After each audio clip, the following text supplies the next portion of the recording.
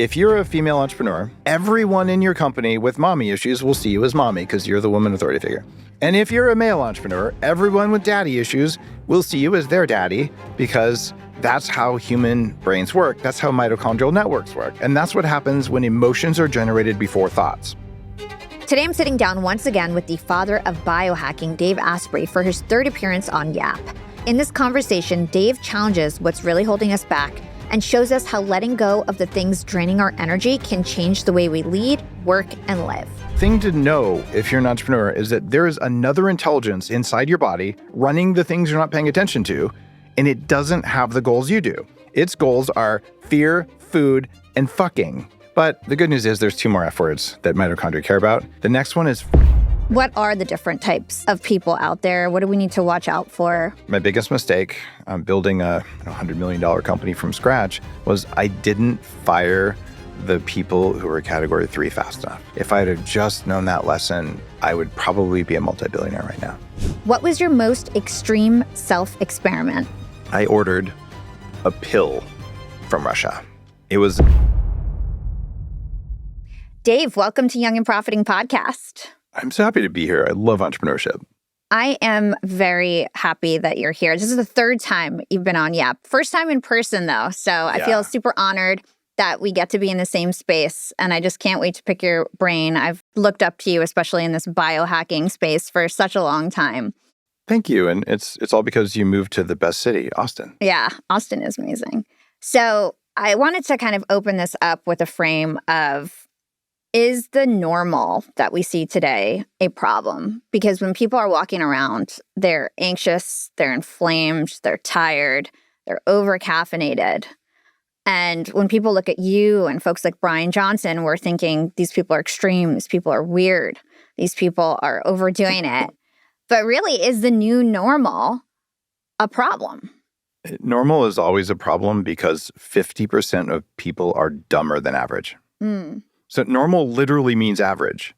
So if you're happy with normal, you're probably not an entrepreneur because we want to be better than normal. And that's okay. And not better than everyone else, just better than average, right? And some people are like that, some aren't. In fact, half of people want to be better than normal because they are. And they typically are going to say, how much better than normal can I be? And the cool thing is one person may say, well, I'm, a CrossFitter. Right? Another, I'm a finance entrepreneur. Another one's like, I don't care about that. I want to be a personal trainer. It doesn't really matter. It's like you pick your passion, say, how can I be the best in the world at that? And you might not be the best in the world. We all know that. There aren't that many people who can be the best in the world at something, but be as close as you can. Yeah. And as long as it's the best you can be at that and anything else that interests you, you'll probably enjoy your life a lot more and probably make more money too. Yeah. When you look at normal life of Americans, I was just, I gave you a plastic bottle just now, and you went, ugh, plastic. Yeah, I had to touch it with a rubber glove. Yeah. I borrowed it from Brian Johnson. And you poured the water, and I asked you, I can't believe you're actually going to still drink that. I forgot that, you would probably not want to drink water from a plastic bottle. So what are some of the normal things that we do that to you just seem like really unhealthy and you think people should stop doing? Well, the first thing I'm going to do is I'm going to take a drink of this plastic water out of a plastic cup because I've been working my man boobs lately. Now, it's because perfectionism can be toxic. And I see this in eating. It's called bulimia or orthorexia. And we see it in biohacking. We see it in the gym, in exercise, in all kinds of cultural contexts. And it's just, oh no, what I'm doing isn't perfect. It's just perfectionism under another label. If you have that about your health, you're probably going to die because you're going to die of stress. So you should stress about your stress. Like it is a terrible suck. It's such a terrible suck that the Buddhists have a name for that kind of hell. They have like hundreds of different types of hells, but perfectionism is one of them. So I know very well that I should have my water that ideally would be out of a glass bottle drawn from a spring and lab tested. And we might as well add some hydrogen or oxygen and treat it with lasers and bless it with monks. Because I'm sure some of that makes a difference. And I could stack rank which of those probably makes a difference depending on the monk. But for God's sake, I just needed some water, right? So I don't worry about being perfect. I say, how perfect or how close to perfect can this thing be given the constraints of the system? Mm-hmm. It helps that I'm a former computer hacker. I studied computer science and worked in Silicon Valley as a tech entrepreneur for a long time. So how good can you make it? Elon has a similar mindset. He has something, it's a ratio. I think he calls it like the idiot ratio or something. Okay. And it's basically, okay, what is the cost of the raw material in this mug? And he'll say, okay, there's metal and plastic. Okay, that's worth 2.5 cents if you were to buy the raw materials. And so why are you paying $5 for a mug that costs 2.5 cents in materials? So that ratio is basically how dumb are you because you can't make it yourself. So I kind of see the world through a similar lens where is it worth it to do it myself, right? And how excellently can I do that? So on the water, I could carry around a water filter. It just doesn't return energy to me. Yeah. And what I found about entrepreneurship, and I think I've earned the right to say this, I've done more than $1 billion in revenue from companies that I've founded. I built Bulletproof to $140 million in revenues before the board fired me and then sold it to themselves for peanuts. Thanks, guys. There was a lawsuit. Danger Coffee is my new coffee brand. I've also been a tech entrepreneur, very successful. And after all of that, I have 8 companies in my portfolio right now that I'm operationally involved with. And I'm able to do this because I monitor and manage my energy the way they do in data centers, which was my first big win back in the late 90s in the dot-com boom. It was a data center company. So how do we do that? We say, okay, every electron matters. Well, it turns out our bodies are wired the same way. So your cells have distributed power generation called mitochondria. They do other things too. And then if they make a lot of power, okay, where is it going to go? Well, is it going to go to folding proteins, making neurotransmitters, thinking about your mother-in-law, worrying about your business, feeling like you're going to die because someone's criticizing you? All the things that every entrepreneur struggles with, especially when they're young. There's only a finite number of electrons. Now, with biohacking, the origins of this came out of the longevity movement way back in Silicon Valley, the first longevity nonprofit. I ran this in my 20s. I became president and chairman of it. And I started learning about how biology works and said, oh my God, it's the same thing. It's just energy. Yeah. So what I'm doing every day is I'm saying, how can I not waste a single electron so that I have enough left for my body to do the things it needs to do to stay healthy and for me to allocate my energy so I don't waste a single drop.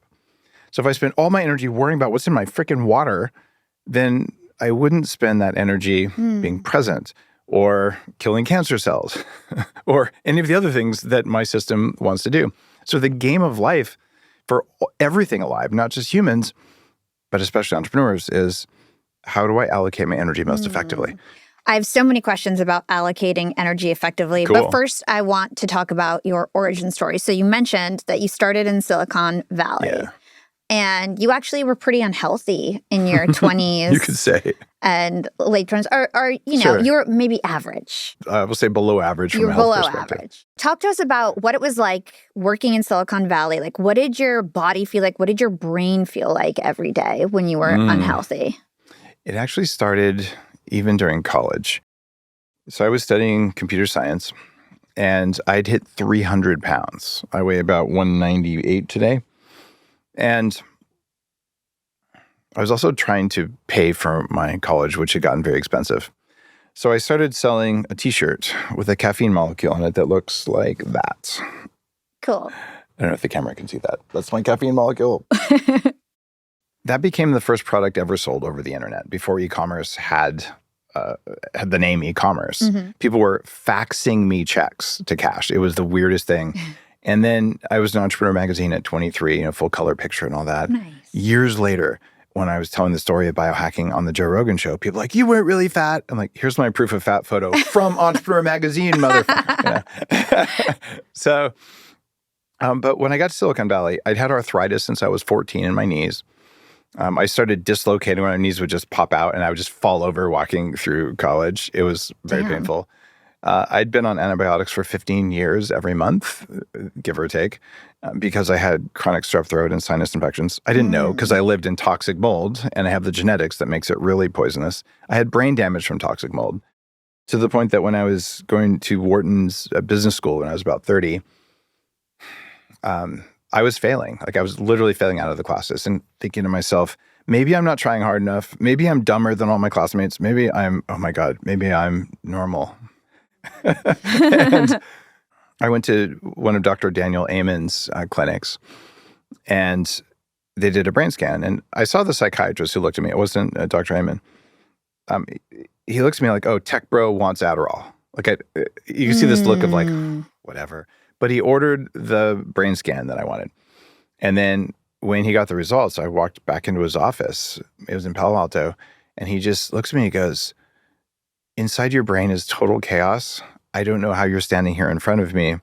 You have the best camouflage I've ever seen. Wow. And I was like, thank God, someone finally believes me. Like I have the accelerator all the way to the floor all the time, and the car is slowing down, and I can't will it to go faster, and I have nothing left. And that was when I realized, okay, I have actually brain damage. It was probably from old toxins, but I was like, thank God this is so relaxing. I have a hardware problem. I can fix a hardware problem. If it's I'm a bad person or I'm just dumb problem.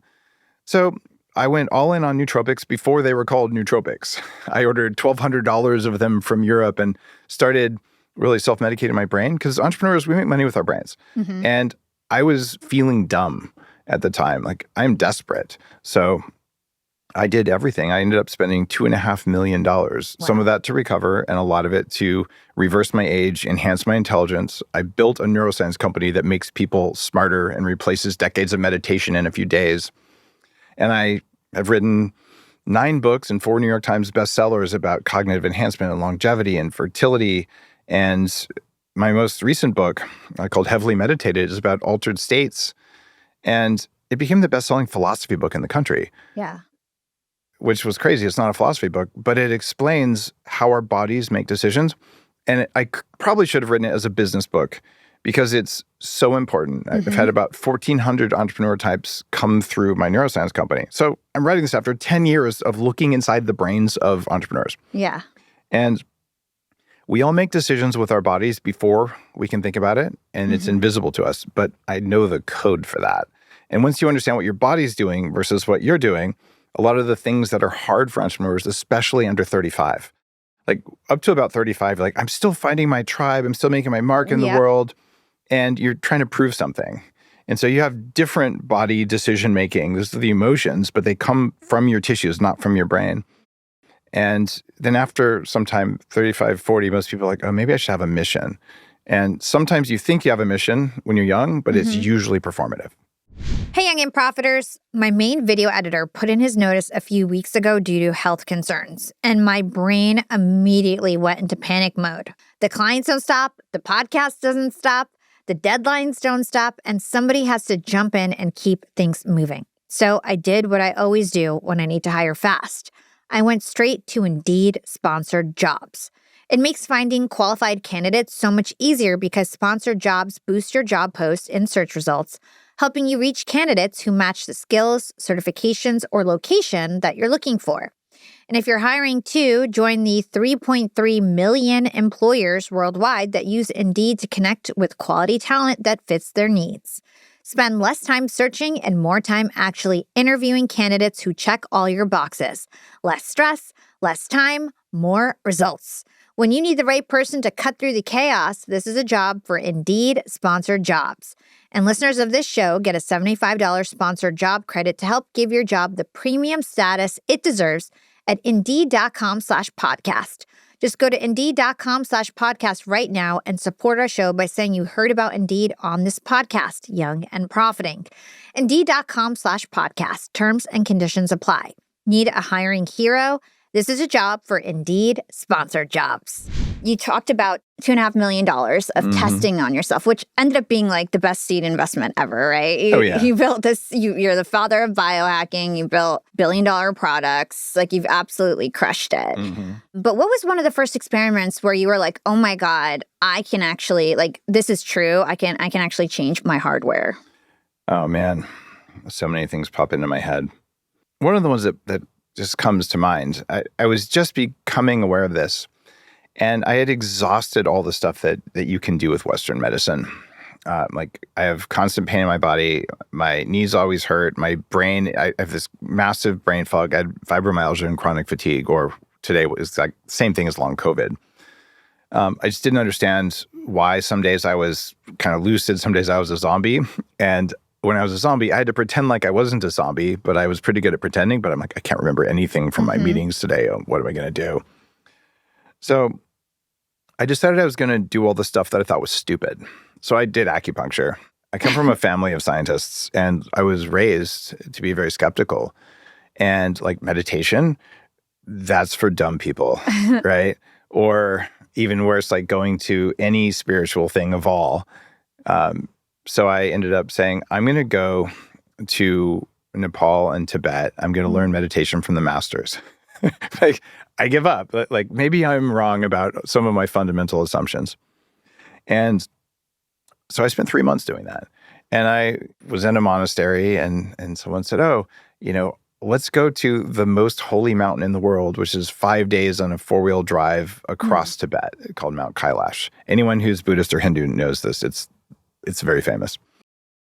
And it's also very remote.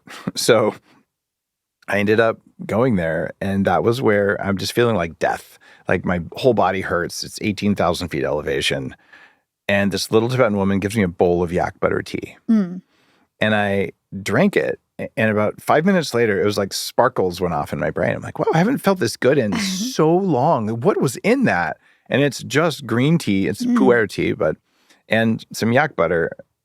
And I didn't understand why, but the lady, she would walk like a quarter mile, crack ice on the river, get water, boil the water over yak dung as the fire, because there's no wood, just you burn poop, right? And then they'd heat up the tea, make the tea. I'm like, okay, drink it. No. She'd pour it into a butter churn with the yak butter and then churn it for like 10 minutes. She wouldn't just churn it a little bit. I'm like, what is wrong with this person? Like, I just want to drink my tea, right?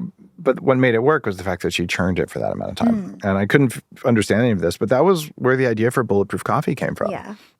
So it was, why do I feel radically different after I do this little dumb thing in a cup, right? Well, it was the curiosity about what made it go that generated $500+ million of sales, right? It's remarkable. Yeah, so cool. Other things, when I bought my first batch of nootropics, a little before that, when I was just trying to make my brain go so I wouldn't get fired, I remember getting them, and I took something called paracetam, which is relatively well known today, although I recommend aniracetam even more.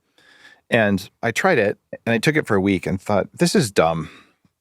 I wasted all this money and it didn't even do anything. So I quit taking it. And the next day I said, wait, I'm looking for a word. I can't remember a word. So you don't notice when your performance smooths out and gets better because it just feels natural. But you'll notice a decline in performance more than you'll notice an improvement.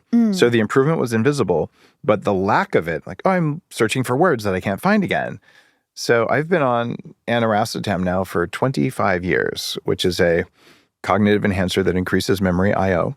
I've also been on the limitless drug, also known as modafinil, which I popularized with entrepreneurs years ago. One of my first posts was why you are suffering from a modafinil deficiency, which just pissed everybody off, which is one of my love languages. So I wrote this and said, here's what happened when a little birdie gave modafinil to 4 ordinary people. And it told their stories. A guy was writing a proposal for the Dalai Lama Foundation. He's like, I took 1 pill. I rewrote the entire proposal that I've worked on for 6 weeks in one night. And I submitted it and they accepted it. And just everyone had these incredible experiences. And like, it really is the limitless drug. And so there's probably 50,000 entrepreneurs who are on modafinil. A lot of politicians are on it now. And this is a drug that was designed for narcolepsy, when people fall asleep uncontrollably. But it also happens to be the most studied drug for raising IQ with very few side effects. Oh. So I'm actually on it right now. How do you get prescribed for it? Well, there's 2 ways to do it. One is you go to ChatGPT and say, what are the things I would have to tell my doctor to get him to write me a script for it? And then you tell your doctor that. The easiest one is to say you have shift sleep worker disorder because you have to work different shifts. The other thing you could do is you could just order it online from another country. So I have a prescription. Yeah, similar to how people, I guess, get peptides now. Very similar, yeah. It's funny, though. because if you look at what makes someone an entrepreneur, there's a code or a name for it that's in the doctor's books. It's called ADHD. Yeah. Right. So it's weird because an off-label use of modafinil is for ADHD. So when I first went through all of this stuff when my brain wasn't working in business school, and I went on the stuff, they tried giving me Adderall. And I hated how I felt on it. Like, I can focus, but I want to curl up under my bed. And modafinil just made everyone around me slower. I love that. I want to try it. It is one of the most profound substances. It doesn't work for 20% of people. They feel nothing. And 5 in a million people can have a reaction to it, the same reaction that ibuprofen causes. Oh, okay. So very rare, but it's an autoimmune skin condition that's life-threatening. So you can do your genes if you're worried about it, but the odds are very, very low. Yeah, fam, I genuinely feel ahead of the curve with AI for the first time because last year I completely felt the opposite. I felt so behind and stressed because I felt like everybody was using AI and I couldn't see the value from it. And I was using ChatGPT like a search engine, like a chatbot to draft an email here or there, but I wasn't using it effectively and I knew that had to change. So I went to Mindstone's AI Breakthrough Weekend with my business partner, Kate. I didn't have high expectations. I thought like I wasn't going to learn much, and I was so wrong. I learned so many foundational skills that I use every day. Everything that I touch now at Yap Media involves AI. I use AI for everything that I do in my work. And Mindstone gave me the tools to actually make AI effective and gain value from AI. And in fact, I built an app in 15 minutes at this retreat. And it's an app that I still use every single day. And I've built so many apps since then. And that in itself, just like getting the experience and overcoming like the fear of using AI and using all the different AI tools in like a community setting was like really helpful for me. And when I came back from the retreat, me and Kate were like, we've got to put our team through this training. Like, we can't be the only ones who know how to use AI effectively now. And so Mindstone has this AI competency program. It's a 4-week, totally online training that's super affordable. And we put the entire team, 60 people, through this program. And the response has been amazing. The productivity and the efficiency has been absolutely incredible. And it's all thanks to Mindstone and the tools that we learned. They've got their own proprietary tool. It's called Rebel. It connects our email, our Slack, our meetings. The training is tool agnostic. You can use any tool that you want, Claude, ChatGPT, whatever. It doesn't really matter. It's the actual foundational principles of how to use AI correctly and get the actual value that you want from AI. That's what it teaches you. And if you guys want to experience Mindstone and take their 4-week AI competency program, Yap listeners get 10% off at experience.mindstone.com/yap. That's experience.mindstone.com/yap. Yap fam, have you ever called customer support only to end up waiting on hold forever, getting transferred from person to person, repeating yourself over and over, and then somehow making zero progress? It's the worst. And if you run a business, that can cost you a lot of money. 11 Agents by 11 Labs is a voice AI agent that can actually listen, understand what a customer needs, look up information, process requests, and escalate issues when necessary. 11 Agents works 24/7, responds quickly, and supports more than 30 languages. What I like about 11 Agents by 11 Labs is that it goes beyond the typical chatbot or phone tree experience. Instead of bouncing customers around in circles, it helps the customers get answers and move things forward. I use 11 Labs every day for my podcast, so I know firsthand how natural and human their voice technology sounds. If you run a business with any kind of customer operations, support, sales, or onboarding, you can start with a demo at 11labs.io/profiting. See what 11 Agents can do for your specific workflows and business. Guided rollout capacity is limited each quarter, so if you want to be one of the first companies with a customer experience that people actually talk about in a good way, now is the time to try 11 Agents by 11 Labs. That's ELEVENLABS.io/profiting. 11labs.io/profiting. Let's talk about energy leaks. You can have energy leaking from your brain. We just talked about some of those energy leaks. We can have energy leaking from our body. You've got this framework of 5 Fs, in which our body basically has to allocate where our energy goes, our mitochondria. Talk to us about the 5 Fs and what the mitochondria have to do with that. I'm going to take you through a set of steps that have to be true for this to make sense. Because it's okay to be, I'm a little skeptical about this because I was skeptical too. And I have exhausted this from philosophical, spiritual, biochemical, and just a systems biology perspective. And this is how life works. And I don't say that lightly. Listen up, yeah, fam. You're not going to see this, but it's going to make sense. So let's pretend that you're a single cell microbe or something without a lot of intelligence, like a tree or a skunk or a politician or whatever. Okay. So anyway, something not very intelligent, and you've got to be able to live. If you strip away all the things, what are the things that you must do in order to be alive? Eat. Well, that's almost there. Not get eaten is the first one. So it's fear. That's why these are F words. So don't let something eat me. And if you're a microbe, you secrete some toxins. You have little cilia to move away. If you're a tree, you grow thick bark or spines. If you're a politician, you tell more lies. Like all the things, right? Okay, so that's fear. Run away from kill or hide. The second one, you called it's food.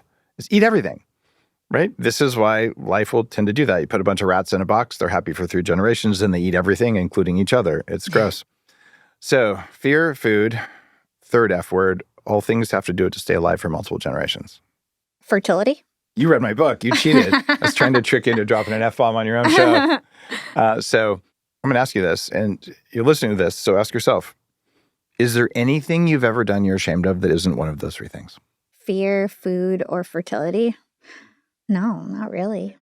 All the 7 deadly sins, all the egoic behaviors are driven by mitochondria trying to keep your body alive. And they can do that because they're much faster than you can think. And here's the proof of this. If I clap my hands, you're sitting in your car somewhere probably, or the gym, and you're saying, okay, I knew it took some amount of time for this sound to reach my ears, and then I heard it because that's what you perceived. But if I had electrodes glued to your head, we can measure 1/3 of a second after the sound hits your ear, your mitochondria and your nervous system allows it into the brain because your body is deciding what it's going to make you do and feel before you get a chance to think. Wow.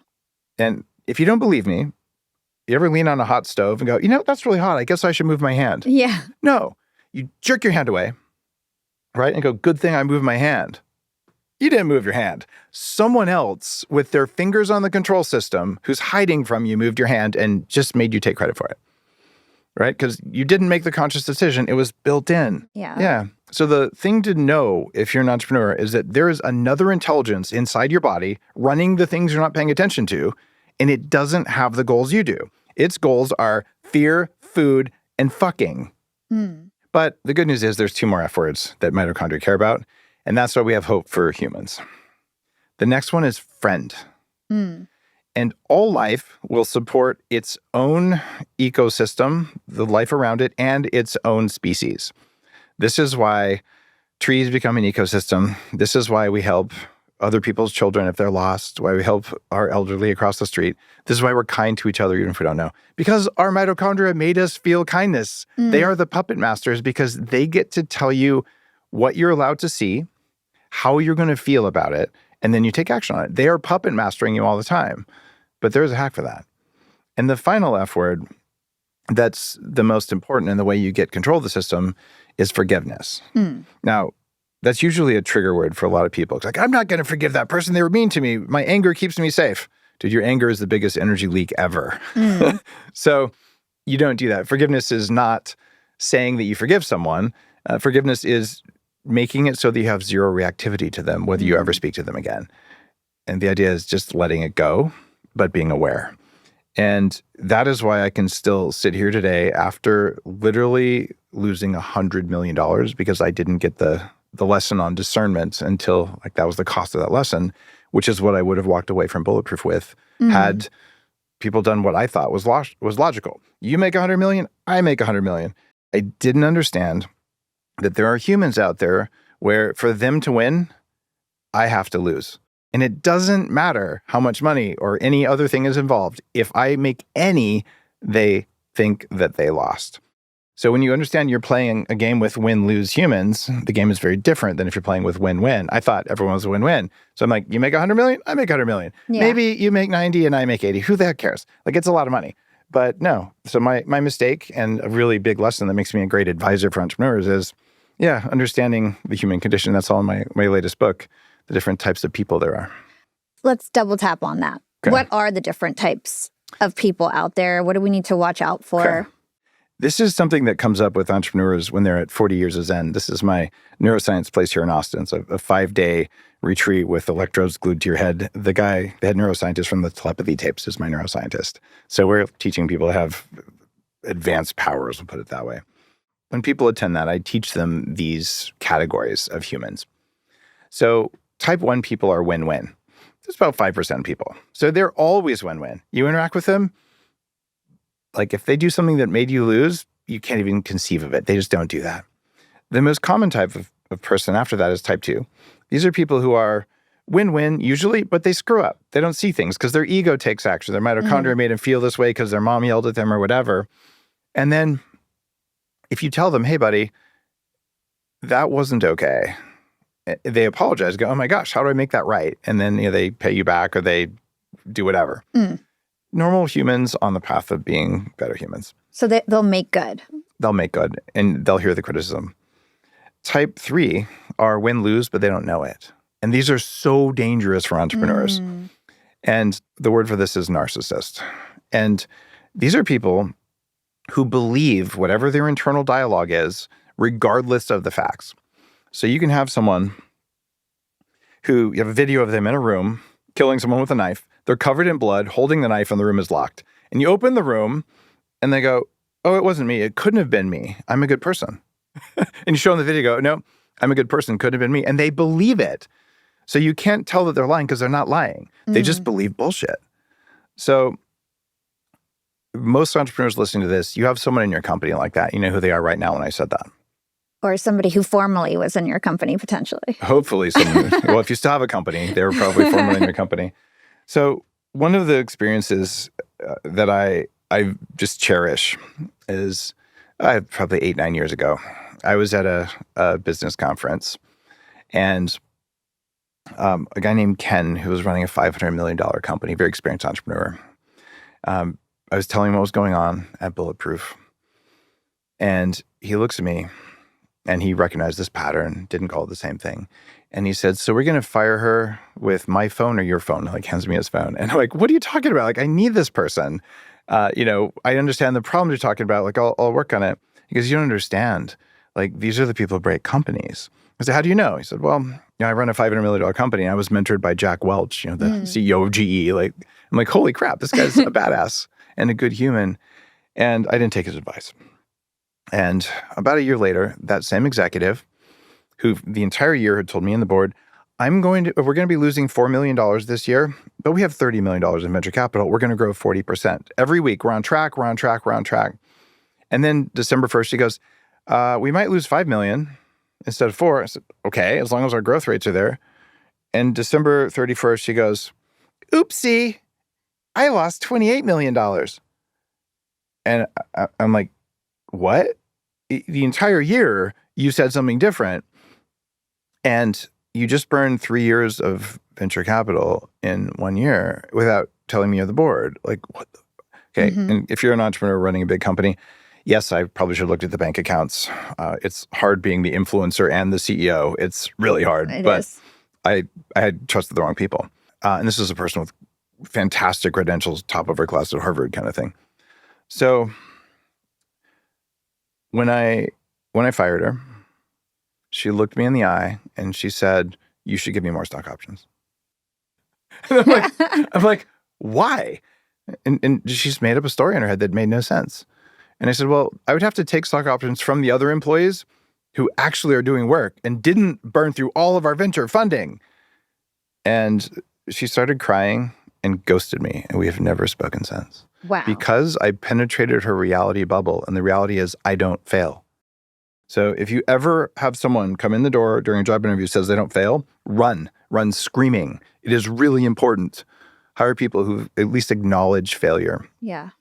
When you look at the fourth category of person, category 4 people, these are win-lose, and they know it. They get off on manipulating you. They're very hard to spot because they're master manipulators. They're sociopaths and psychopaths. And it turns out there's 5% of those and 5% of win-win, the category ones. It's a bell curve. So your job as an entrepreneur is to ruthlessly eliminate type 3 people from your organization. These are the people who lie. These are the people who undermine you when you're not looking. They're the ones who organize coups. And if you allow a category 3 to stick around for more than about 90 days, what will happen is they will infiltrate some people in your organization, share their mindset, tell little white lies, but they're not white, to separate your team from you and create chaos in the org. And when you fire them, you'll lose 2 people who are good people as well. So they're like a cancer in the org. And if you let them go long enough, the way I did, you might even lose your company. They're relatively hard to spot, but you spot them in the job interview. In my set of 7 or 8 companies right now, we have a goal, 60 days. If we hire one, well, in 60 days, we just fire them right then. And I tell people that during the interview. And we do exhaustive profiling on people before we hire them. What are some of the questions that you ask to kind of just get a sense of what type of person they are? At this point, I use 2 different frameworks. One is the Kolbe. And Kolbe tells you, basically, are they a natural fit for this job in like their instinctive way of thinking about the world and solving problems? And the other one is from a woman named Busy Gold. And she does psychology level questions that I couldn't ask in a job interview. It would be illegal. But they go to a psychiatrist or psychologist who then assesses that, takes out anything personal and just says, here's the person's personality reaction profile. It's very dry numbers, but it tells with relative certainty whether someone is likely to go dark. And so my biggest mistake building a $100 million company from scratch was I didn't fire the people who were category 3 fast enough. If I had just known that lesson, I would probably be a multi-billionaire right now. And so when you were talking about that example of the executive, she basically got triggered from an old wound when she couldn't accept that she failed, whatever that wound was. And it was a daddy wound. A daddy wound? It always is.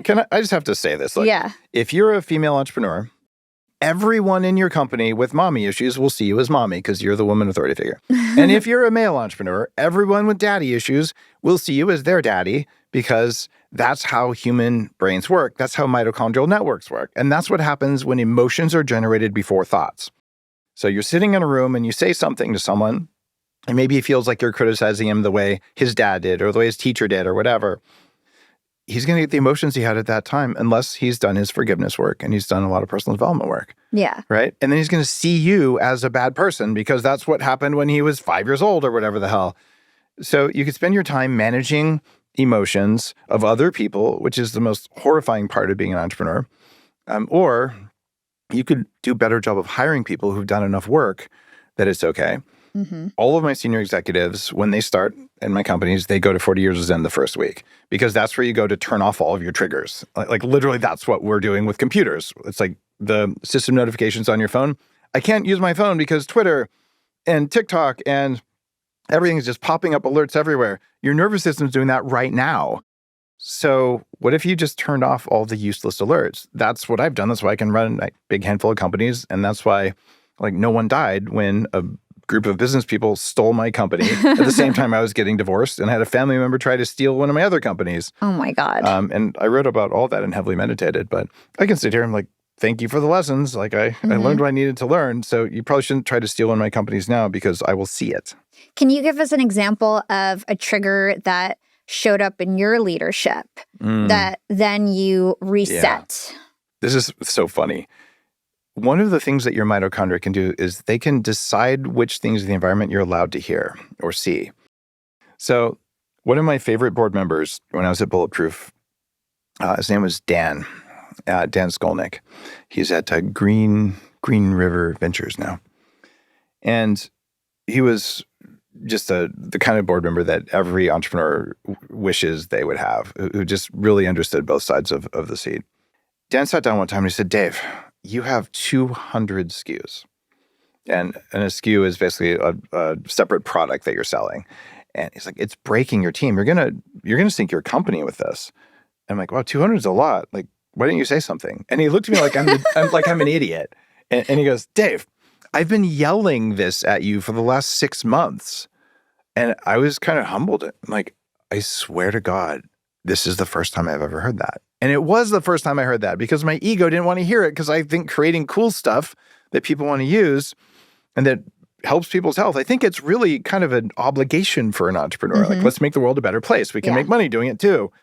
And the fact that I was that blind that I couldn't hear, I couldn't see this, even though people I trusted were telling me, everyone has that capability in them to just not see it. And it doesn't mean there's something wrong with you. It means that you have a human body, because human bodies will do that because they're running the F words, right? In this case, it was probably fear of not doing my mission.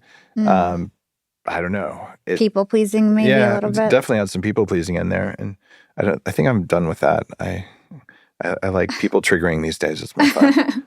You had this trigger. How did you determine, what wound was actually triggering you, and how did you reset it or make sure that it doesn't happen as often? Okay, that is an amazing question. No one's ever actually asked it that way.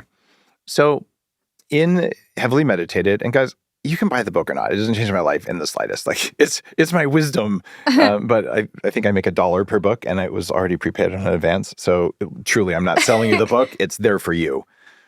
But the reset process that I use is based on neuroscience, and it's based on a study of forgiveness practices around the world, and then seeing what works in high-performance people. So we glue electrodes to your head. This is what I did. And you sit down and you imagine the other person. There's 8 steps. I won't go through all of them.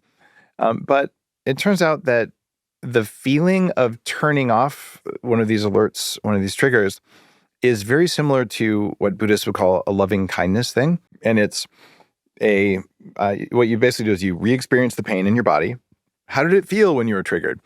And then the altered opposite state is like this heart-opening, warm, golden feeling where you're sending something to the other person. And there are similar practices in Buddhism, but they're not exactly the same. And I haven't seen other spiritual practices that have anything close to this, but it's not a Buddhist practice. It's a different thing. Okay. Desmond Tutu talks about like the feeling of this forgiveness, like a divine thing, but it's an embodied felt sense, because when you were triggered, it wasn't your mind. It was a feeling, like it's in your heart, it's in your gut, like it's in your groin, like the hairs on the back of your neck, and like you're ready to fight. Okay, Yeah. So first how'd that feel? And then you learn this other state. Problem is, it takes 20 to 40 years to learn the other state if you meditate for an hour a day. I can do it in 5 days for people reliably after more than 10 years of doing this. So now, anytime my body does this, you have a tool to play whack-a-mole. And so you say, all right, turn that one off. It's like going through and just anytime an alert popped up on your phone, you could click a little button and say, I don't want that one anymore. And then you do this process. But sometimes you don't know like the root of it, what the real cause is. So can I tell you a little story? Of course. All right. Around 2014, this is first 3 years of starting Bulletproof. I was doing maybe $800,000 a month. Not bad for a 3-year-old company. Really Started and self-funded with $50,000 of teaching hedge fund managers how to make their brains work better. So this guy calls me up and says, hey, I'm your biggest fan. I'm a Hollywood stuntman, and you should be on this guy Joe Rogan show. Now, I have a confession. I've listened to 5 podcast episodes in my entire life. Now, I've made 1,400 of my own episodes. And I've probably been on several thousand interviews like this one, right? So I create content, but I have time to listen to it because I run companies and make content. So I didn't know who Joe Rogan was. It was only maybe episode 400, 450 or something. So I show up in LA and Joe's like high as a kite. He's like exhaling before the first question. And I'm like, man, I can't smoke that. I will be an idiot on your show if I do, but I think it should be legal. And it became legal right after that. So I taught Joe about grass-fed meat, butter, coffee, getting ADHD going. And he still talks about that stuff today. Mm-hmm. And this is cool. Well, the stuntman then said, hey, Dave, let's do a coffee truck together. I'm like, all right, we'll do a Bulletproof coffee truck. And then he basically was playing me. I was trusting the wrong people. And calls me up one day when I'm still expecting our coffee truck's about done and goes, I've decided I'm launching my own brand and I'm going to say it's mold-free, but I'm not going to lab test it. So to me, mold-free coffee is really important because we have a problem in the US where the world sends its moldy coffee here and then we drink it and we get angry and want sugar. So that's why Danger Coffee, because who knows what you might do. There, I gave my plug. But if you're an entrepreneur, you should drink Danger because it actually works. But anyway, so this guy, well, it was a betrayal thing. I'm like, okay, I can handle that, whatever, some guy. But then after being on Rogan 2 more times and just having been nothing but giving and helping, Joe goes on and says, Dave Asprey is a liar. He's a bad guy. Now, he hired a fact checker. Oh, by the way, he said that on the day that a company that he owned a portion of launched their competitor to Bulletproof. So this was commercially motivated behavior. And just today, I did my whole reset process. I've forgiven Joe Rogan. I've been to his comedy shows, and he was a hero during the pandemic. I don't have any issues with him. We both live in Austin. Haven't been to a party with him, but did I give him a hug? He'd probably run away. He'd probably kick my ass, but he's a lot shorter, so I'm kind of intimidating. But I don't care. I just don't care. So Joe, if you hear this, I love you, brother. It's fine. But at the time, oh my God, I freaked out. I hired a crisis PR firm. Like, what do I do? This podcaster's saying mean things about me. Really? Really? A podcaster saying mean things about me? But in my mind, it was a catastrophe. I'm like, well, it's your credibility. It was my credibility, but I already had a show. I already had a brand doing like $800,000 a month. Like, who the fuck cares? He's a podcaster. Yeah, you right? probably sold more coffee from it. Well, ultimately. Ultimately, you nailed it. I couldn't see the fact that every time Joe Rogan says Dave Asprey is a bad man, I sell more coffee. I couldn't see it for that same thing we're talking about. So I finally, after like 6 months of this, a guy who was a convoy commander in the Iraq War was like, who worked for me, he's like, Dave, he's just a podcaster. Why are you so freaked out? Like the whole team is feeling it. I'm like, gosh. So I put the electrodes on my head. I took my own medicine, did my 40 years of Zen thing. And the first thing that popped into my mind wasn't Joe Rogan. It was an experience in first grade that I'd forgotten. And it was a time when I tattled on another kid, which isn't cool, but hey, in first grade you learn. And the teacher goes, little Johnny, did you do it? And he goes, oh, I didn't do it. Dave did it. And I got sent to the principal's office for doing the right thing. And I was so angry in first grade. And I felt helpless in first grade, right? So what happens when I'm an adult? It's an unresolved trauma with a little T. I'm an adult. I did the right thing. I helped Joe. I helped his audience. I was consistent.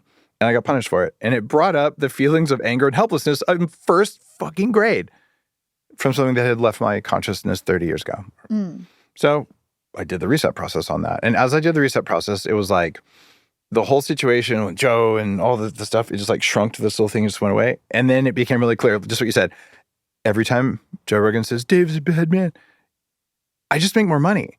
So what I should have done was gone right back on X now on Twitter at the time and just been like, Joe, your mom doesn't say I'm a bad man. That would have been the right response. Literally made fun of Joe Rogan's mom. Because it's like, let's pick a fight, dude. Let's be as public as we can. Bulletproof at the time. Now Danger Coffee. But because it's childish. He's a comedian, right? He's not dumb. He just plays like he's dumb, but he's a comedian. And I'm actually, well, I'm pretty smart. I know my shit. And I don't lie. I never lie. So you forgave him. Sometimes we think that we forgive people, but we're actually haven't really done the work. What do you mean sometimes? Very few people have ever forgiven someone. It's an advanced spiritual skill to forgive someone. This is why Jesus practiced it for all that time. Forgive them, they know not what they do.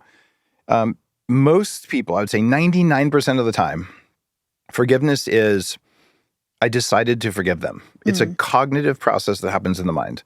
In reality, no forgiveness happens in the mind. It is all in the body. Forgiveness is an altered state, like a psychedelic state or like an orgasmic state. You don't live in a state of forgiveness unless you're very, very special. You can live in a state of compassion, which is what Buddhism teaches. And compassion is I automatically wish other people well before I can judge them. And that's also an advanced skill. Forgiveness is harder, but you don't always live in forgiveness because once you've developed compassion, very few people can trigger you anymore.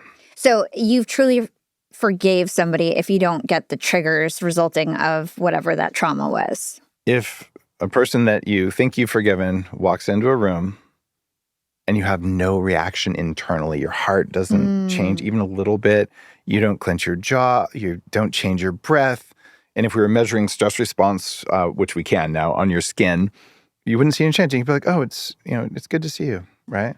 How do you think about gratitude with forgiveness? And is there anything with the Joe Rogan situation that you actually feel grateful for?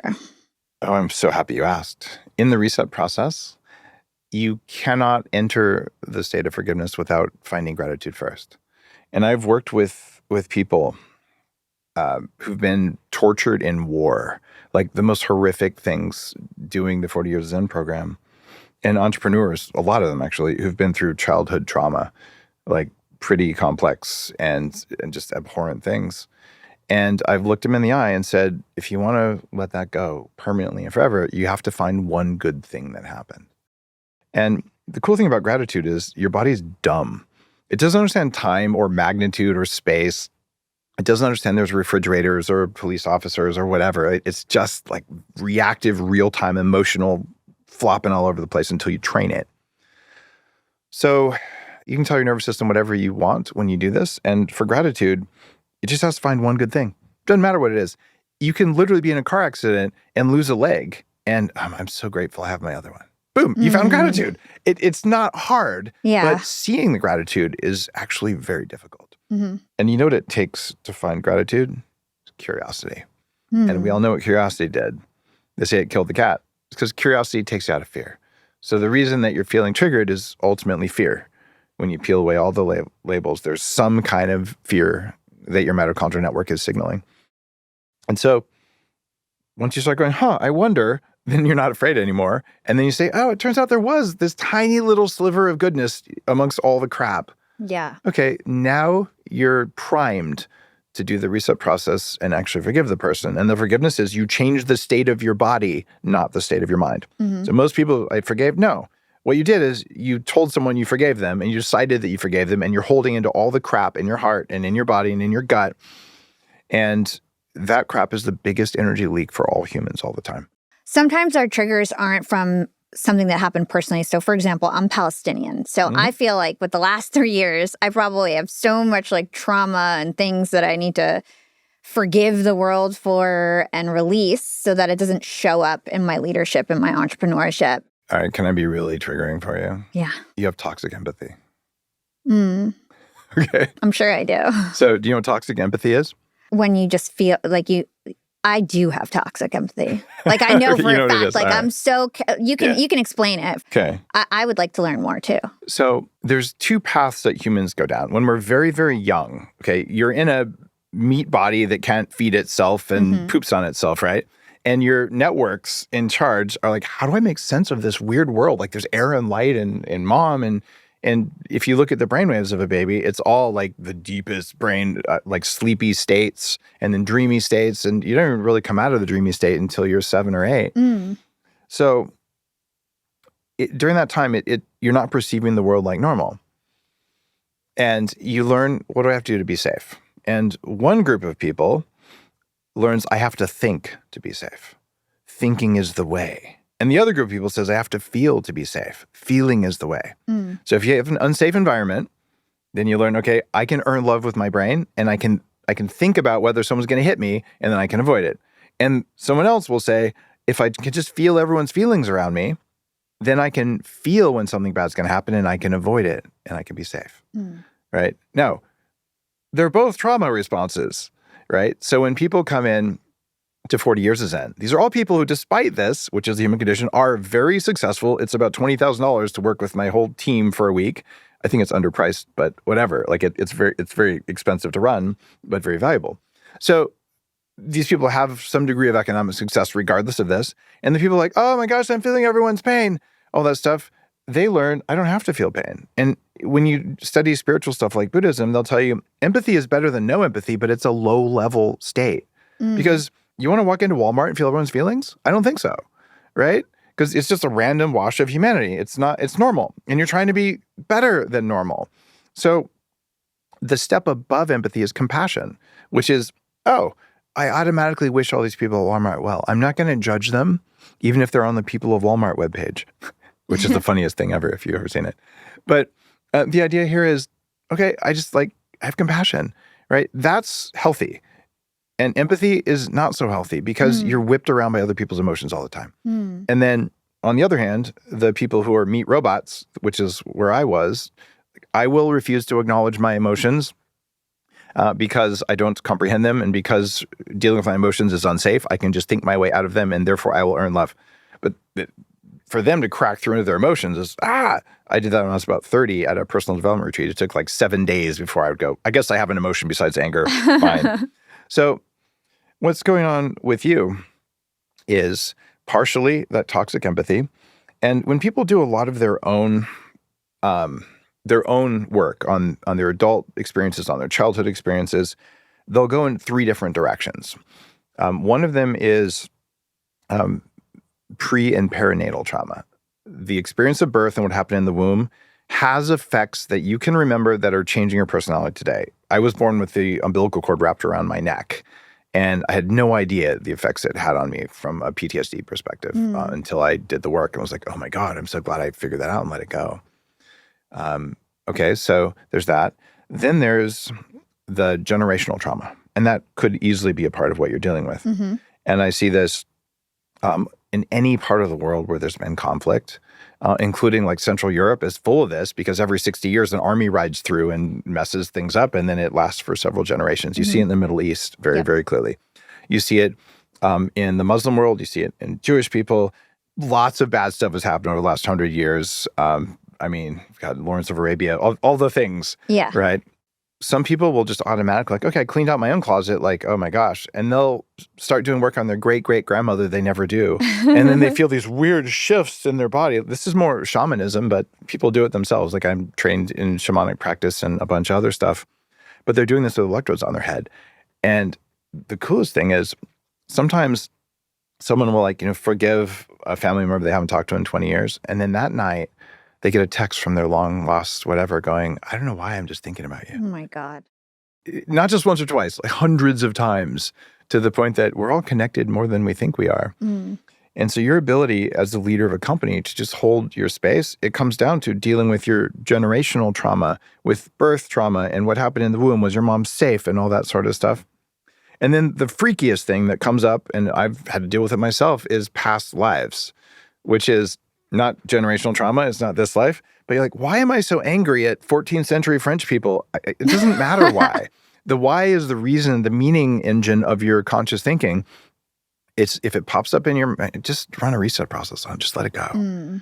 Right? So I'll see people like, oh my gosh, I spent 2 hours today forgiving things from another lifetime, and I feel so much better. Now, is that real? I tend to think so. It doesn't matter. Did the person's state change, and did the beneficial change stick? And if so, then it worked. And I don't care if there's a belief system about it or not. What I do know is that 90% of people who go through 40 years of Zen report relationship improvements in a survey. Actually, it's approximately, it's like 89 point something. There's, and all the other markers of psychological health and performance go up more than 50% for all of the markers for people to go through. So, wow, cool. Forgiveness is a performance-enhancing process, but only if it actually works. On the contrary, if you cognitively forgive someone, now you're creating a schism in reality for yourself. You say that you forgive the person, but you don't feel that way. And if you want to be a terrible leader, show up with a lack of authenticity and congruence. I've never seen a leadership book about congruence, but this is what happens. And my therapist of 10 plus years has actually said, Dave, you're the most congruent client I've ever worked with, which to me is a really good compliment. What that means is that my inner state and my outer state are aligned, right? And when you're a leader, if you're losing your mind and you get in front of the troops and you're like, all right, everything's fine, but everyone knows it's not fine because it's not the tells, it's not what you're doing. It's that you're sending out magnetic vibes we can measure, and you're sending out quantum vibes that you kind of can measure, but are harder to sense, and probably some biophotons. Like there's all, and pheromones, and God knows what else. So we have a sense that we're lying. You know what I'm talking about? Can you tell when someone's bullshitting you? Yeah. Well, you're a woman. You guys have an unfair advantage. Seriously, women are more intuitive than men on average. Because you have to rely on intuition for safety, and guys are like, we have muscle, we are safe, we have rocks. You know, your team can feel this too. It doesn't matter if you're a man or a woman in leadership. if you can walk up and you can say something that is internally true and externally true, you have their attention. And over the years of advising and coaching entrepreneurs, one of my favorite questions is people come and say, Dave, how can I be more authentic? You can't act authentic. It's like you have to make your inside and your outside line up. And that's what meditation and breath work and all the spiritual side, the consciousness side of biohacking is about. And it's why not only do I run the biohacking conference here in Austin, which is called Beyond Biohacking, the largest and oldest biohacking conference with 5,000 people. Joe Dispenza has spoken there twice, and leaders where some of our speakers are about that, but also about the Wonderland Conference, which we're bringing to Austin in October. And the Wonderland Conference is the second largest psychedelic conference in the world. Rick Doblin from MAPS, who's a hero and a friend, is speaking. And it's a consciousness conference where we do psychedelic speakers as well as other technologies for consciousness. Because if you're an entrepreneur, you better learn how to hack your internal state. Otherwise, you will literally tear yourself apart in the process of succeeding. I was literally just about to ask you about psychedelics, so I'm glad that you brought it up. Because I feel like one of the hardest things to do is actually to like remember your trauma and try to understand like where these triggers are coming from. And it seems like certain drugs can kind of unlock that for people. Can you explain why? Your brain has something called the default mode network.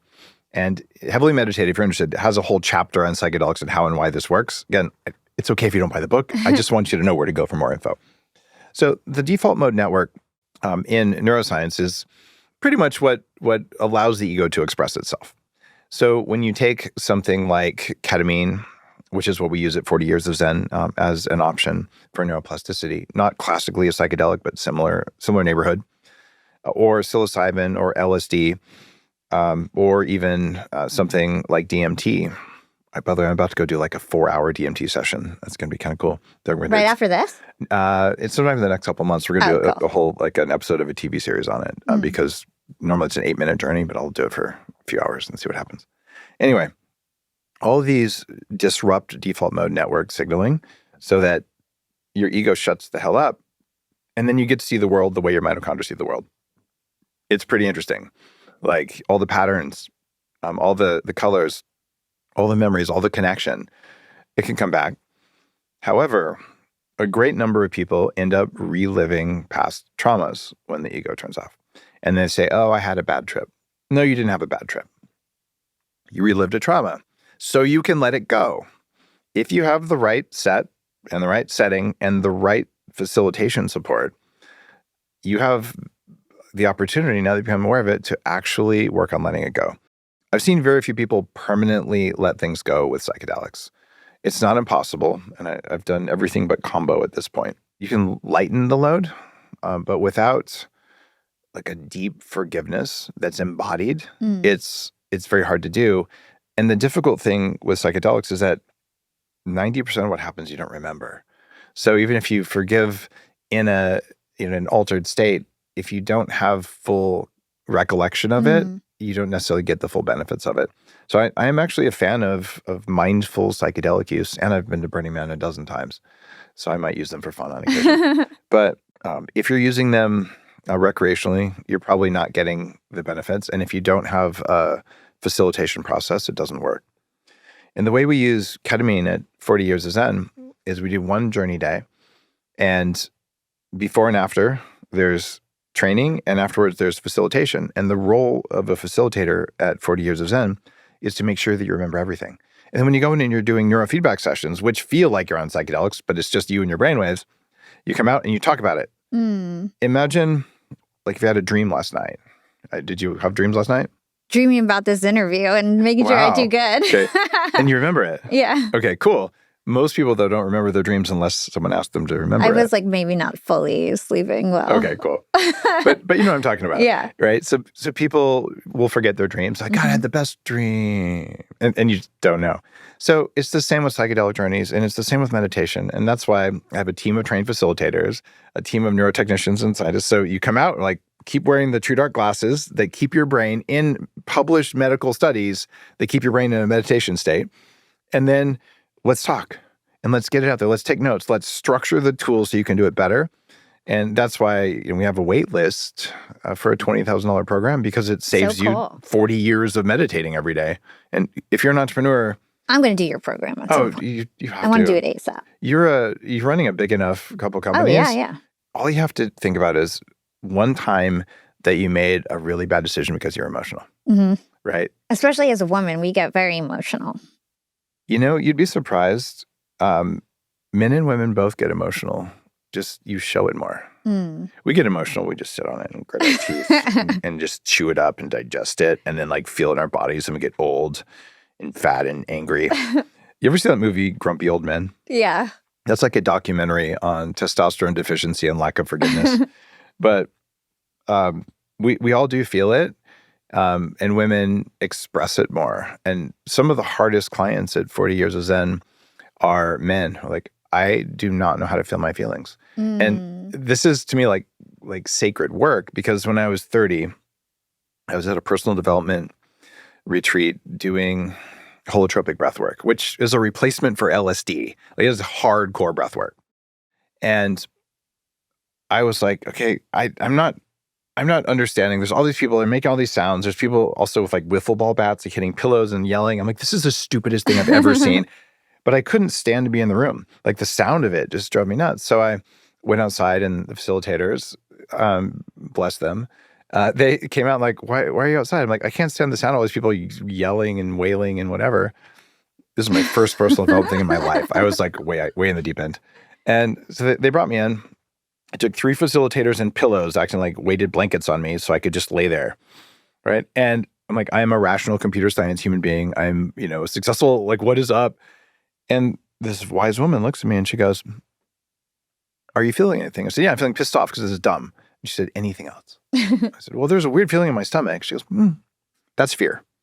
And I looked her right in the eye and I said, there's nothing in here for me to be afraid of. Therefore, it's not fear. And she looked at me and she kind of giggled and she goes, fear is an emotion. Emotions don't have to have reason. And I was like, oh my God. Why did I not think of that? My body has emotions that make no freaking sense. But before that, my whole model of reality was that it can't be that emotion, because why would it be there? Just understanding that. So we guys have it, but I was completely ignoring everything below my neck.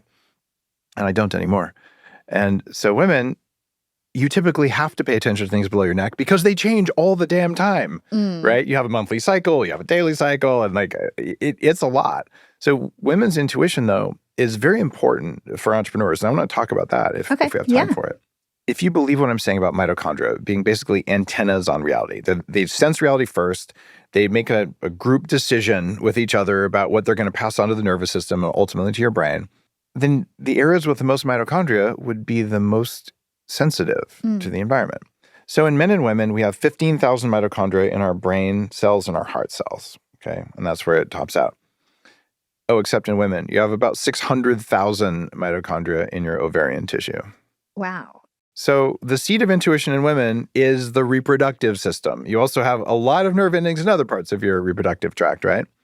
So, and I've interviewed top OBGYNs and top female spiritual leaders about this.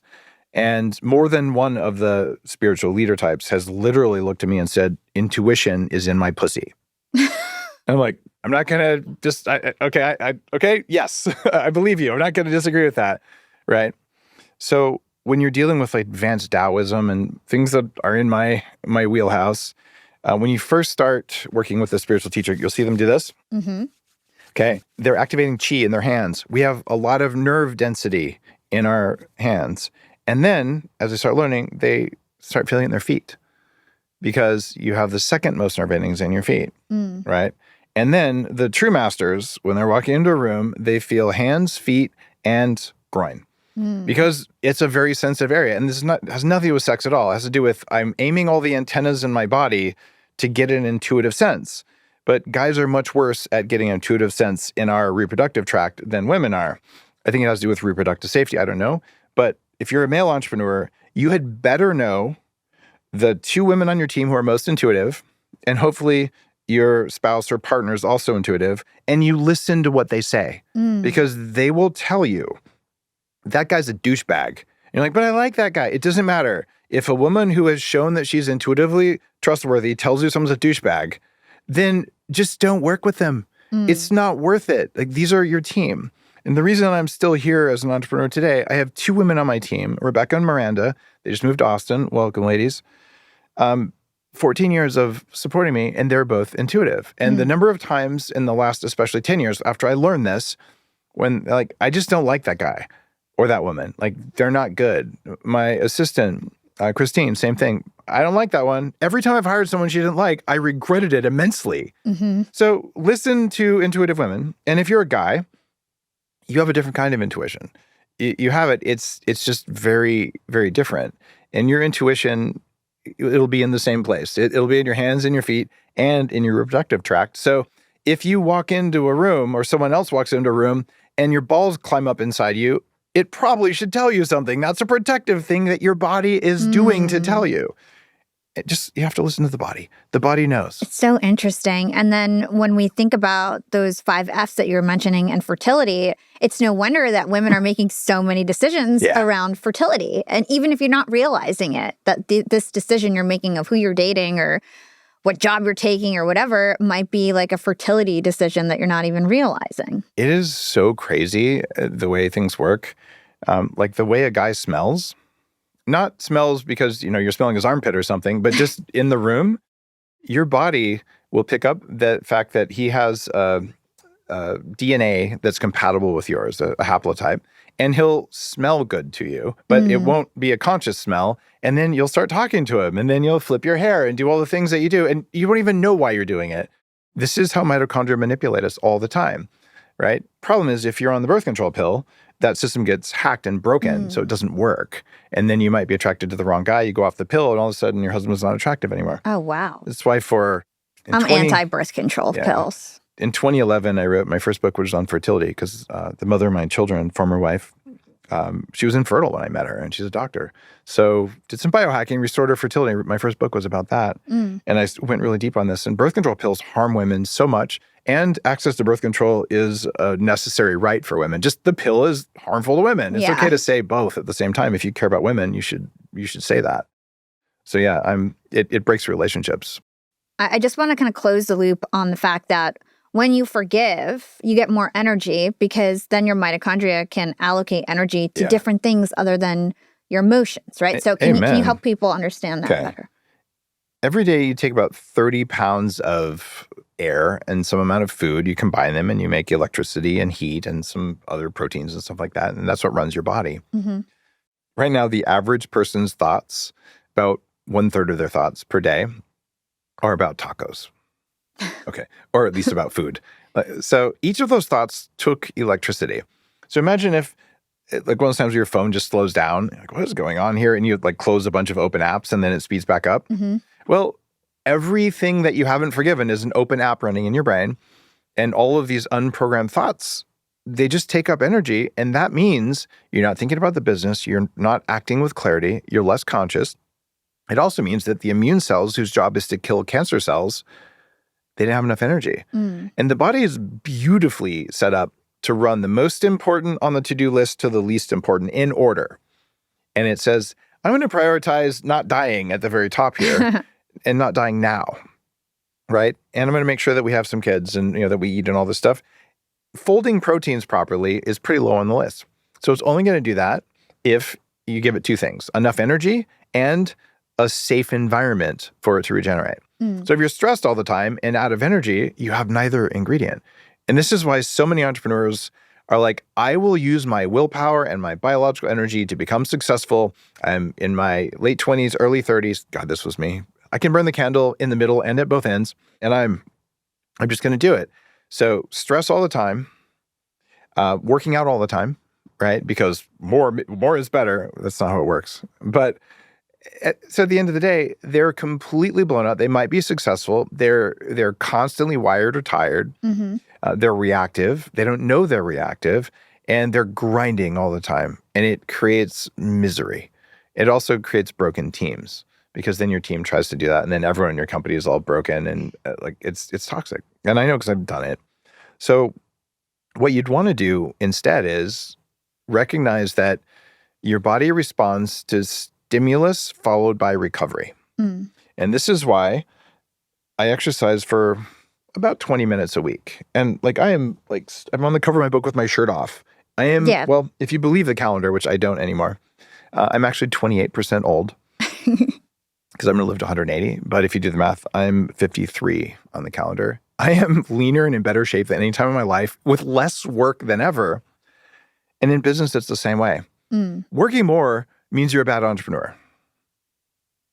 So people probably got pissed at that. But it's true. Okay, you could have a high return on ad spend or a low return on ad spend. What you rather do? High return on ad spend. You want to spend as little as you can to get the highest return. That makes you a good entrepreneur. So why do you want to work hard? No, you want to delegate. You want to work as little as possible so that the only thing that ever crosses your desk is something that no one else in your company can do. And when you have too many of those, you want to hire someone who can do those things. That's the path. And why do you think I have, I think it's 8 companies in the portfolio right now? Because I have hired good leaders, right? And I'm engaged with the companies, right? I'm spending a lot of time on Upgrade Labs now. We've got one here in Austin. Have you been? No, I haven't yet. Oh my gosh. I'm sure I can get you a free pass there. Yeah, I'd love to. Yeah. And this is our AI longevity place where I can go for my 20 minutes a week of working out. Only 20 minutes a week you're working out? I'm not joking. Most people hear me say 20 minutes a day. No, it's 20 minutes a week. I thought you were saying 20 minutes. Look at my abs. Jeez. How is that possible? AI. We've used AI to figure out what is the minimum signal to put into the body to cause it to grow muscles and get VO2 max. And okay, get this. 5 hours a week, so an hour a day of spin class, which is brutal. Like you've got... Yeah, I work out literally 6 times a week in heated classes and all this kind of stuff. And I love it, but there has to be a better way. So you're like a masochist. Well, I don't think so. I mean, the only thing I don't like about it is how often I have to wash my hair. But other than that, I love it. I'm totally teasing you. You love it because you're getting the stress hormones that feel good, right? Yeah, and the community and all that. Yeah, the community is a big one. So if you were to do 5 minutes 3 times a week of our tech for cardio, you're going to improve by 12%. What you're doing gets you a 2% improvement over 2 months. So 2 months of consistent practice, 5 hours a week, 2%. 15 minutes a week, 12%. So 6 times better in 15 minutes, and you brush your teeth for 15 minutes a week. So your cardio should take as much time as brushing your teeth. And if you're an entrepreneur, you want 5 hours a week back? I did. Yeah, I was just going to say, no wonder you're running 8 companies. You don't have to exercise every day. And here's something else that happens when people start biohacking. They need an hour less sleep. And then you wake up fully refreshed, and you're like, oh my God, what just happened? Is everything okay? I thought I needed more sleep. No. If you need more sleep, it means you suck at sleep or you're sick. The people who live the longest get 6.5 hours of sleep a night in 3 studies of more than 1 million people each over multiple years. So 8 hours a night is for normal people. You want to be someone who's so healthy, you're like, you know what? Unless I worked out heavy or drank or something, I don't really need 8 hours. I just wake up and I'm good to go and I don't need my coffee to get going. Okay. Interesting. I run Danger Coffee. I have a tattoo of caffeine on my arm. I love my coffee, and I used to need it to function. Now I just love my coffee. I literally wake up before my alarm clock. This morning I woke up 15 minutes before my alarm, ready to go. I couldn't do this until I was over 40 years old because I didn't understand that I was stimulating too much and recovering not enough. It's called being kind to yourself. So we've talked about internal triggers that can cause energy leaks. Now we're moving into external environmental triggers. Oh, big one. One thing that we did not talk about yet is light. And I see you've got these, for those of you watching on YouTube, he's got these yellow glasses that block junk light is what you call it. Are the coolest glasses on the planet. I started TrueDark 10 plus years ago. And we block only the bad spectrum of blue and let the good stuff through. If you wear blue blockers, the ones you buy online, from anyone other than TrueDark, what you're getting is something that blocks all of the blue light. You need blue light to wake up and function during the day. If you block blue light, you will break your circadian biology. So I'm blocking underneath a specific wavelength of light with these. And these are the first all titanium custom-made from scratch frames. I worked for like 6 months on these, and they have the little side shields. They look cool. They're so cool. And the ones for jet lag, we have actually published a study in a medical journal showing that 15 minutes of wearing the TrueDark glasses puts your brain in the same state as advanced meditation.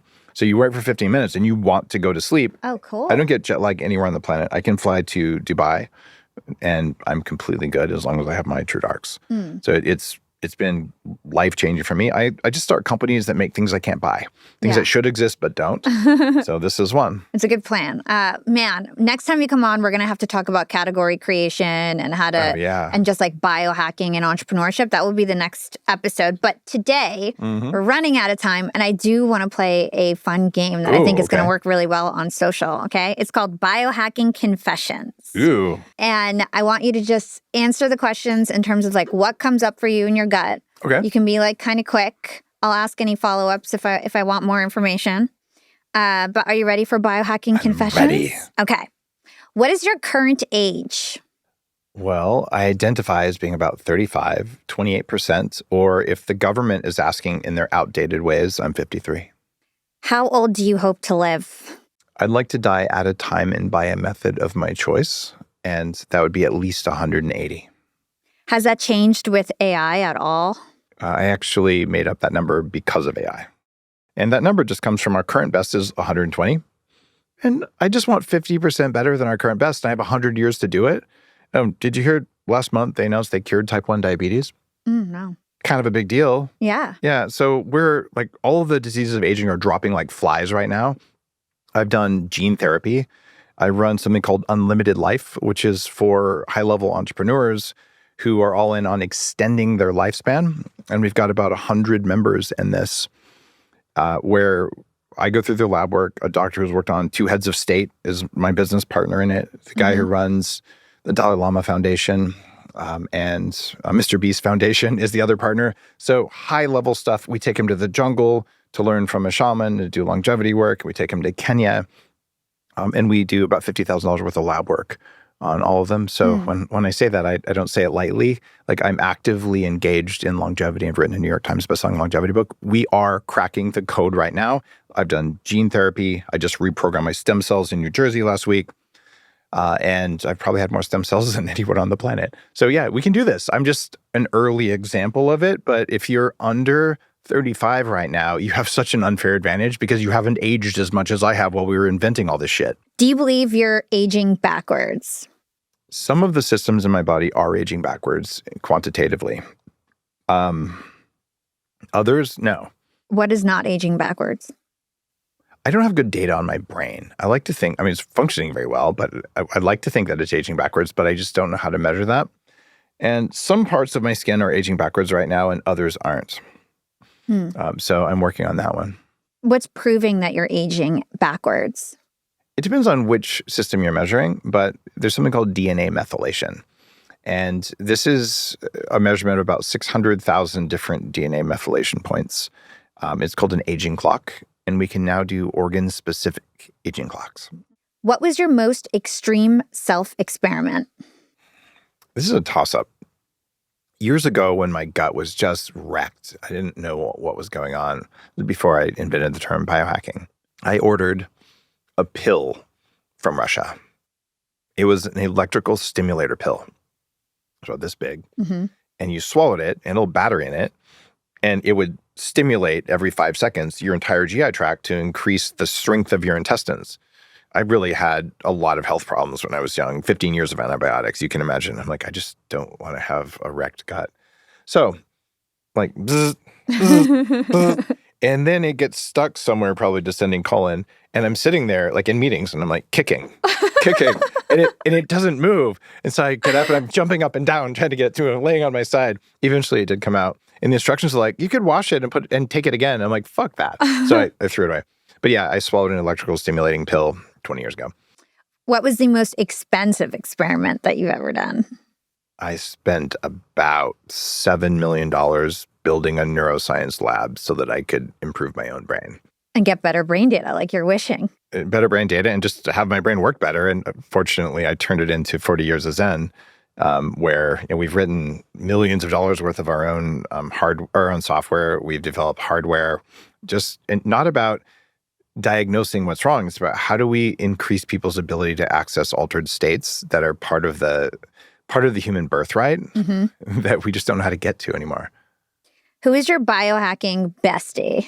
Who's your best friend in this space? This is an interesting one. I have so many just amazing friends. But one of my favorites is actually here in town, Dr. Ann Shippey. She just wrote a book about preconception, was just on my show. We've been dear friends for about 15 years, and she's, I would say, the top environmental doctor in the country. And we get together a couple times a month and have brunch and Cute. just go through all the biohacking stuff, the psychedelic stuff, the meditation stuff. And so she's like soul family.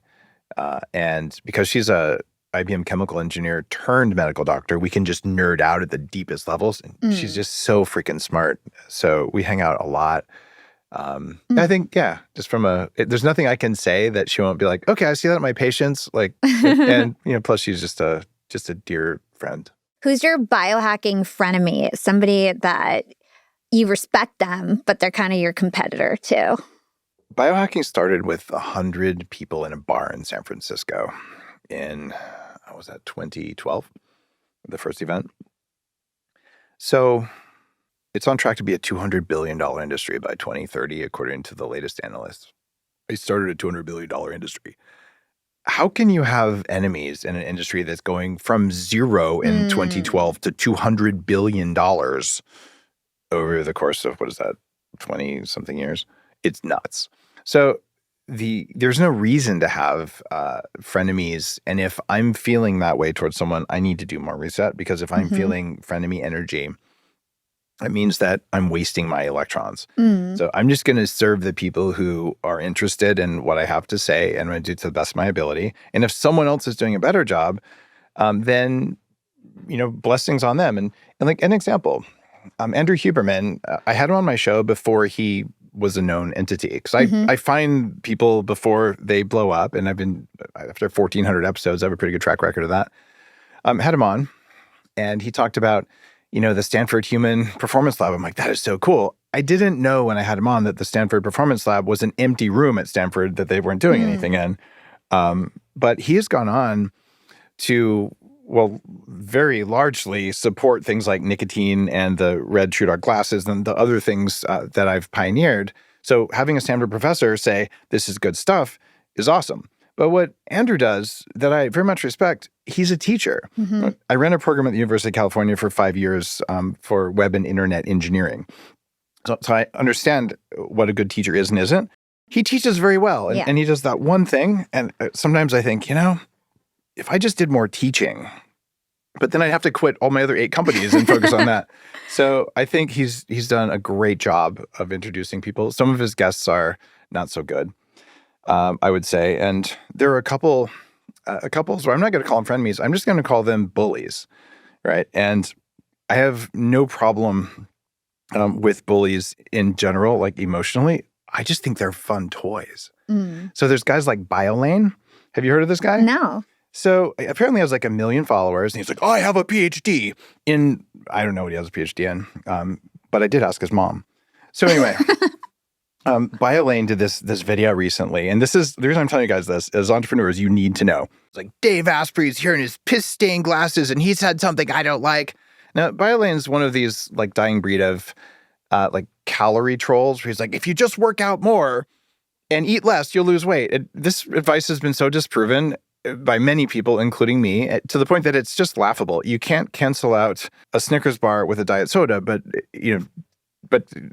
this arguing way of just picking on the person instead of the idea, it's so 5th grade bullying. Yeah.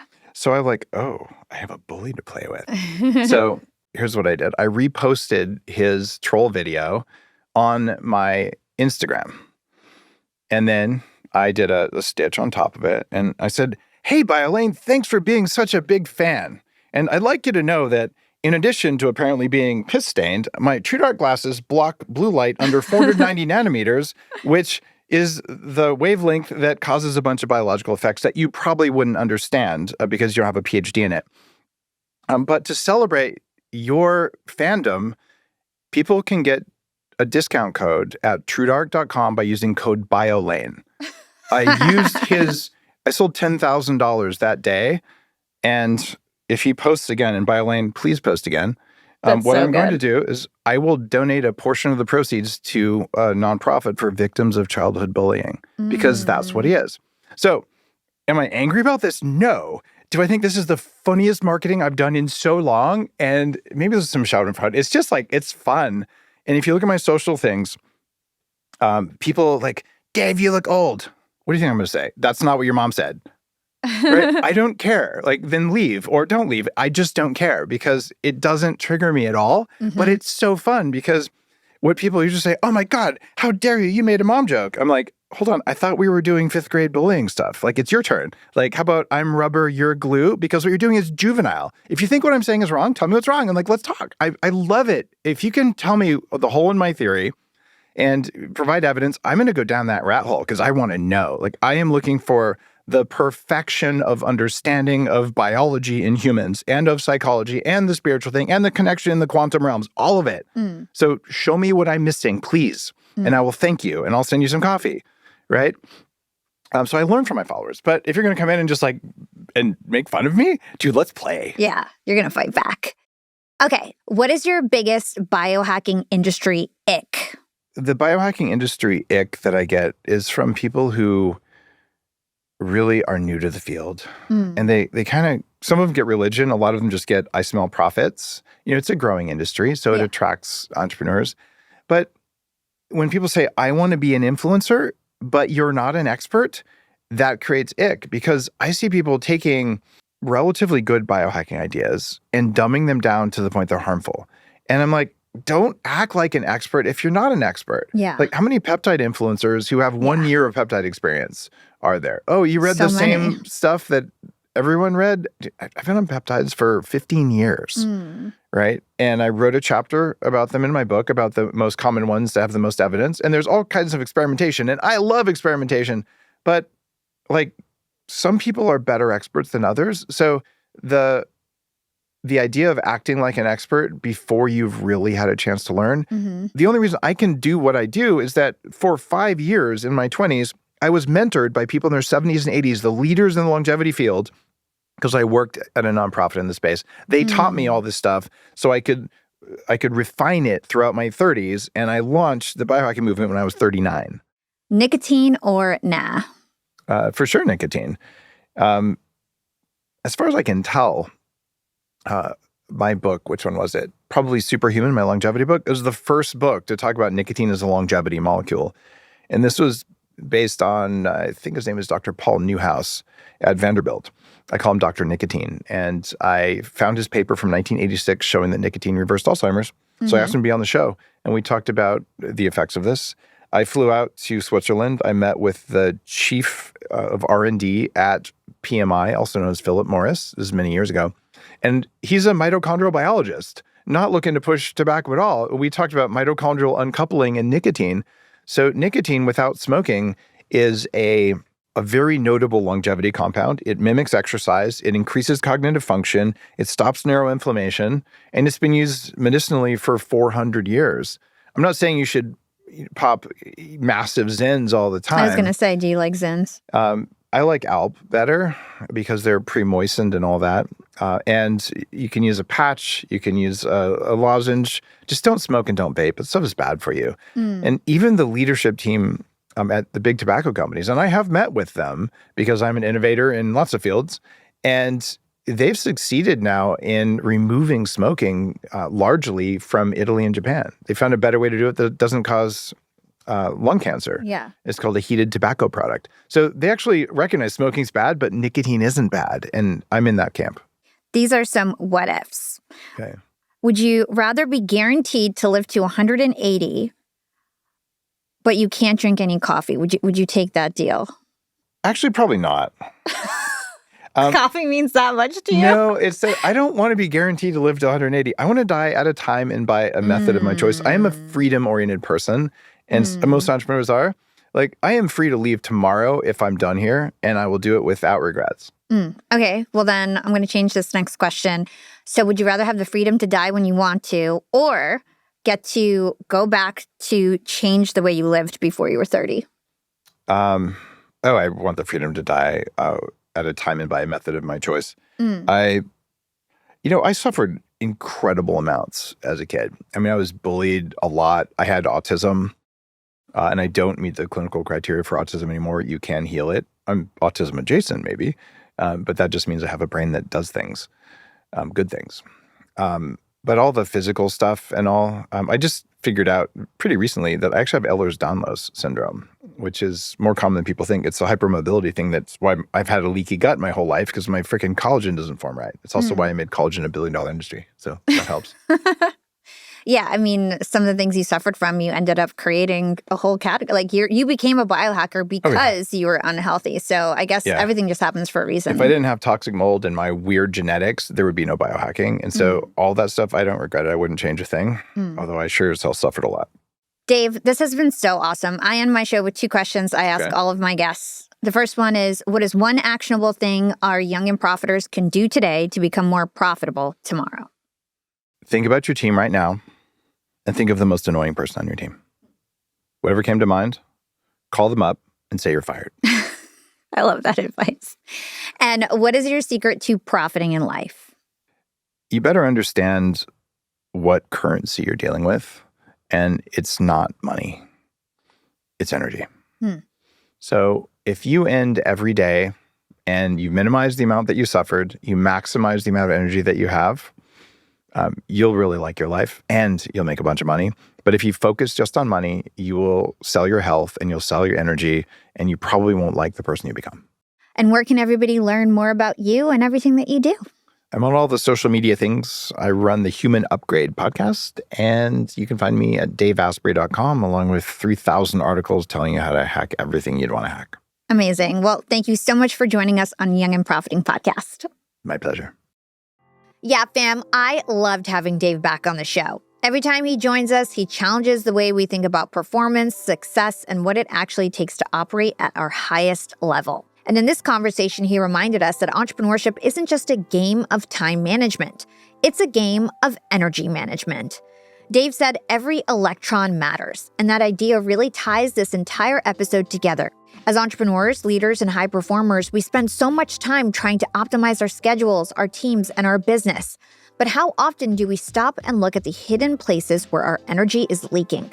Whether it's old resentment, unresolved triggers, unhealthy relationships, or the constant pressure to do more, those invisible drains can quietly cost us far more than we realize. I also loved how Dave reframed forgiveness.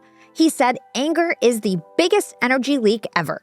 That's a powerful reminder, because so many of us think that holding on to anger gives us strength or protection or a chip on our shoulder that makes us work harder. But in reality, that anger keeps us stuck.